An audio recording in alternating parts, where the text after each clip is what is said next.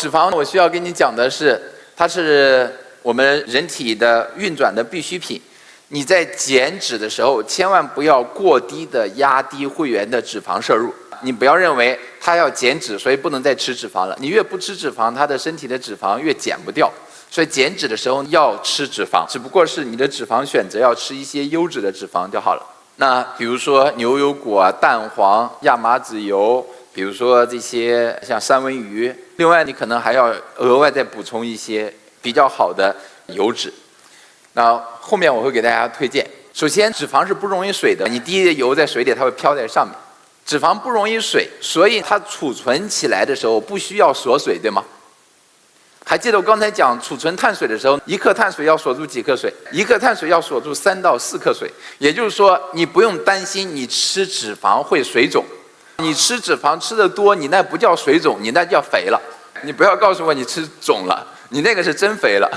脂肪是不会锁水的，所以一个生酮饮食的人，如果你的身体的内脏的机能没问题，生酮饮食的人不太容易水肿，是因为他几乎不吃碳水，而且他的盐吃的也少，所以他吃的最多的就是脂肪。脂肪不会锁水，就是这样的一个道理。因为脂肪不会锁水，所以你可以理解成你的身体储存脂肪比储存碳水、比储存糖更划算。也就是说，你同样的仓库，你装脂肪可以装得更多，装碳水，你装1克碳水，它得拉着4克水进来了，所以这个房间里面装不了多少糖。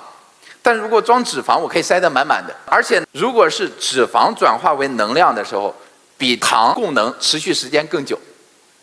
也就是说，如果是你烧油，还记得我们在运动的过程中先消耗肌糖、肝糖，然后才是脂肪吗？所以脂肪供能是在糖供能后面，所以脂肪供能更持久。所以这个时候，我们的祖先在进化的时候，才进化了储存脂肪的能力。因为这个你可以理解成是什么？一，占地面积更小；二，维持持续战斗的能力更强。所以你会发现，以前的人即使再没有吃的，我再吃不上饭，他身上还是有脂肪，因为他要储存这些东西。所以这是我们老祖先进化的时候发现他有这样一个能力。我们国家的营养学会建议你吃的脂肪呢，不能超过总能量的30%，给的一些建议。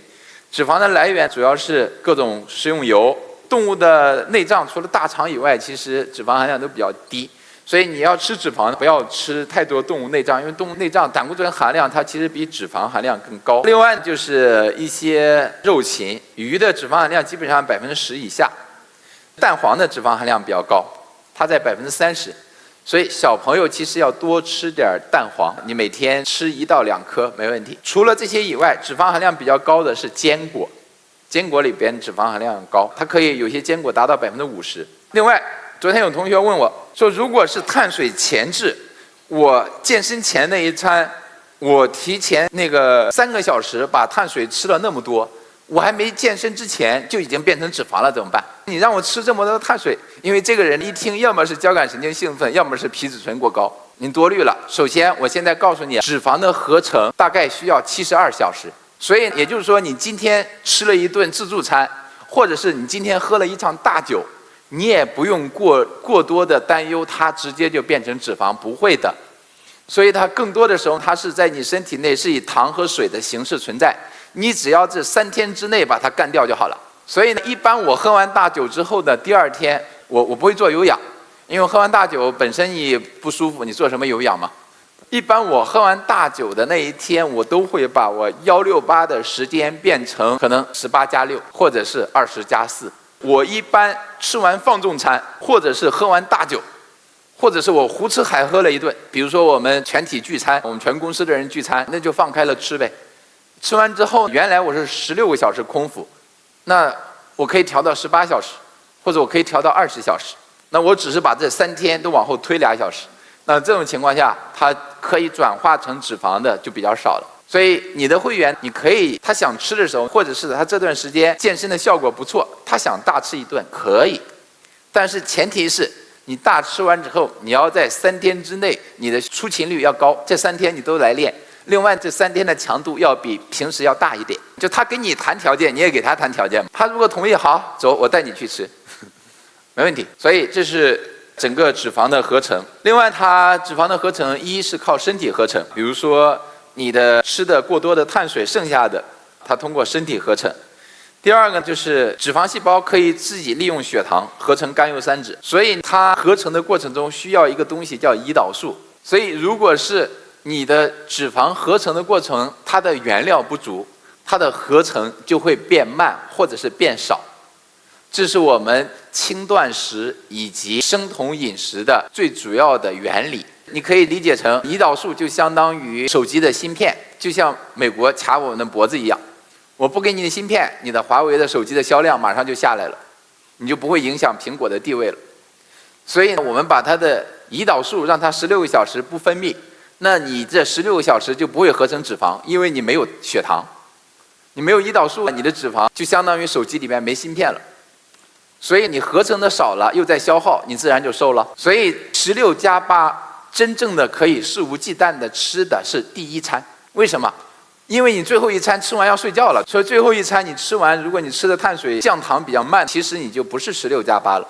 你吃完那一餐，如果你吃了一个6个小时才可以消化的，才可以把糖降下来的碳水，那你就等于8个小时额外又加了6小时。再往下，自身的合成和食物的提供，它两条同时进行的。热量转化，刚才讲了是72小时。有同学讲，我们吃进去的碳水会先变成糖，给到肌糖和肝糖。肌糖、肝糖剩下的是转化为脂肪，那我直接吃的脂肪是不是我先分解成糖，也是给到肌糖和肝糖，剩下的转化为脂肪？不是。如果你过多的摄入脂肪，它可以不用转化，直接以脂肪的形式储存在体内，省了中间的这些各种乱七八糟的这种东西。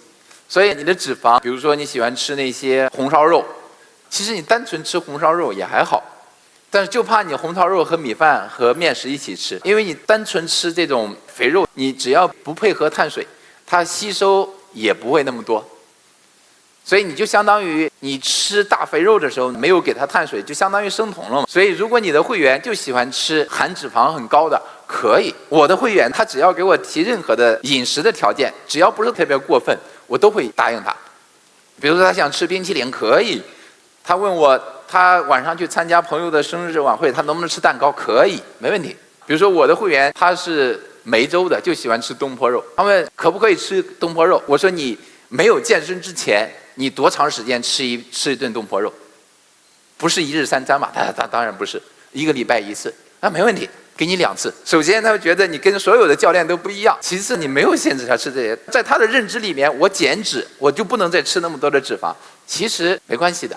但是条件，我会给他条件，我让他吃2次，我还问他你一次吃多少，我就点1份，2份吃够。但是给他提条件，就是你这一餐不要跟米饭一起吃，你可以，但是我没有减你的米饭的量，你可以，比如说你原来早上吃1碗饭，中午吃1碗饭，晚上吃1碗饭，你中午要去吃东坡肉，你把中午的这碗饭挪到早上吃，我不减你的总量，我还给你另外加1份东坡肉。首先你给他加到早上，他得能吃下去，但是你要表现出来你的大度。